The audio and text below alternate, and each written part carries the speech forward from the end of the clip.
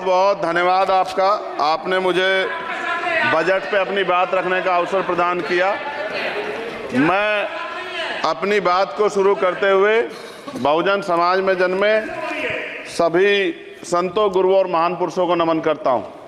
साथ साथ मैं भारत की महान जनता का भी धन्यवाद करता हूं कि उन्होंने लोकतंत्र की रक्षा इस बार की है।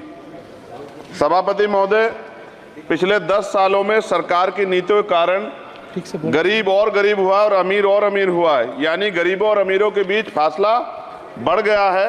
सारे देश की संपत्ति को चंद अमीरों के हाथ में दे दिया गया है। ये हमारे संविधान की मंशा और समतावादी समाज के लक्ष्य के खिलाफ है। अतः हमारी नीतियां गरीबों के पक्ष में भी होनी चाहिए।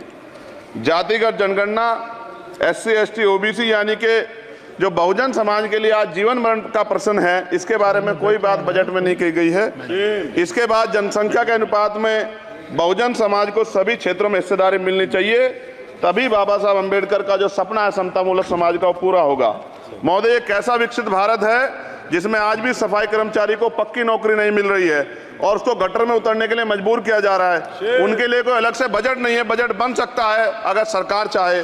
SC, ST को जो सब प्लान मिलता था, SPC का जो पैसा मिलता था, वो बजट से हटा दिया गया है। साथ साथ देश के स्तर पर आशा, आंगनबाड़ी, भोजन माता, ग्राम सेवक, PRD जवान, होमगार्डों के मानदेय में बढ़ोतरी नहीं हुई है। ऐसा कुछ भी नहीं दिख रहा है कि उनके जीवन में खुशहाली आ जाए। इनका मानदेय बढ़ना चाहिए। विधवा, वृद्धा, विकलांग पेंशन प्रत्येक महीने 500 रुपये से बढ़ाकर 5000 रुपये की जानी चाहिए, क्योंकि महंगाई बढ़ रही है। देश में प्रधानमंत्री जन कल्याण योजना के तहत SC, ST, OBC और मुस्लिम को कितने घर दिए गए, इसका कोई आंकड़ा सरकार के पास नहीं है।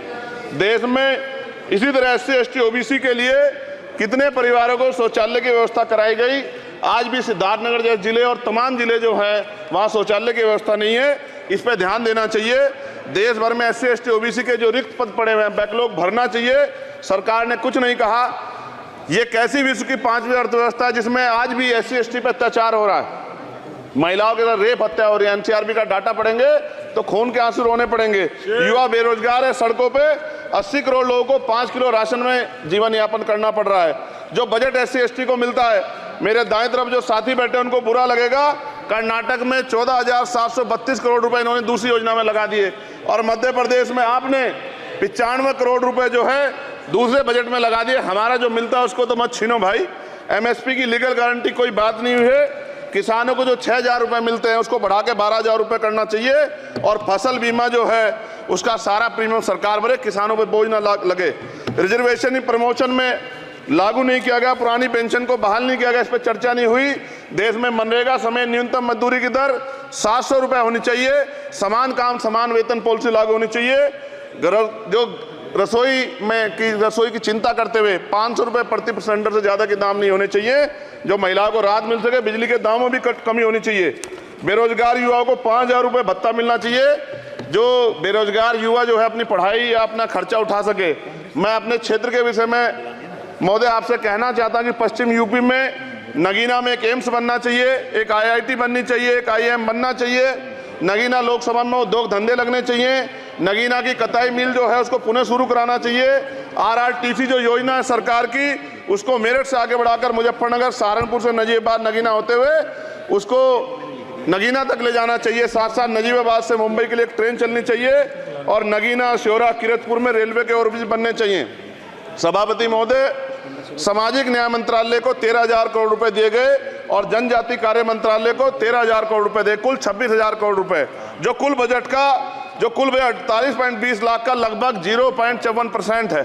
जबकि हमारी संख्या 25% से ज्यादा SC, ST की और बहुजन समाज की मिलाओगे तो 85% से ज्यादा है। और हमारे विकास के लिए सरकार 1% पैसा खर्च कर रही है, जो मिलना हमें चाहिए, जबकि मिलना हमें 25% चाहिए। ये ऊंट के मुंह में जीरा के समान है, कहावत हमने बहुत दिन सुनी थी। पिछले लंबे समय से हमारे साथ धोखा हो रहा है, लेकिन अब ये नहीं चलेगा। चंद लोगों की तराजू से देश के संसाधन नहीं बटेंगे। इस देश का बहुजन समाज बर्दाश्त नहीं करेगा। संसाधन का बंटवारा संख्या के आधार पे होगा। माननीय काशीराम साहब नारा लगाए थे, ना तो वोट हमारा राज तुम्हारा चलेगा, और आज हम कह रहे हैं ना ही वोट हमारा और नोट तुम्हारा चलेगा। इस बात का भी ध्यान जो है सरकारों को देना पड़ेगा। आपके माध्यम से सरकार से मेरी एक मांग है, सरकार इस योजना का लाभ भी अपने आप ले ले, सरह भी ले ले। कि 1 लाख रुपए सालाना बहुजन समाज के अत्यंत गरीब परिवारों को दे। 10 लाख करोड़ रुपए खर्च होंगे, लेकिन इस 1 लाख रुपए की योजना से एक झटके से एक परिवार गरीबी की रेखा से ऊपर आएगा और इनके बच्चों को कुपोषण खत्म होगा, अच्छी शिक्षा मिलेगी, महिलाओं को सम्मानजनक जीवन मिलेगा और इससे वास्तव में सबका साथ सबका विकास का नारा सार्थक होगा। अगर प्रश्न ये होगा कहां से आएगा, तो उसका जवाब ये है कि जब अमीरों का 16 लाख करोड़ रुपए माफ हो सकता है, कॉर्पोरेट टैक्स का घटाकर लाखों करोड़ रुपए का चूना सरकारी खजाने को लगाया जा सकता है, पेट्रोल डीजल के दाम 10 गुना एक्साइज ड्यूटी बढ़ाई जा सकती है, तो गरीबों को सरकार पैसा क्यों नहीं दे सकती। महोदय, समय आ गया है, अब निजी क्षेत्रों में आरक्षण की व्यवस्था होनी चाहिए। SC ST OBC को निजी क्षेत्रों में आरक्षण मिलना चाहिए। और मेरी आपसे ये भी मांग है, क्योंकि अब समय की मांग है और देश तेजी से आगे बढ़ रहा है, तो मैं कहूंगा कि सरकार का जो सबका साथ सबका विकास का नारा लगभग वो असत्य महसूस होता है, क्योंकि अल्पसंख्यकों में मुसलमानों, जैनों, सिखों, बुद्धिस्टों के लिए कुछ दिख नहीं रहा, उनकी कल्याण कोई योजना नहीं है। मदरसों को जो बजट मिलता था वो कम कर दिया गया है। आर्थिक तंगी से लोग मर रहे हैं। इंटर्नशिप की बात हुई है, परमानेंट रोजगार नहीं है। और दिल्ली में क्या हुआ बच्चों के साथ कल, उनकी सुरक्षा की जिम्मेदारी क्या है? वो आए तो बनने थे IAS IPS और बन क्या गए, लाशें बन के गए। यहाँ से कोई ध्यान नहीं दे रहा है, किसी की नजर नहीं है।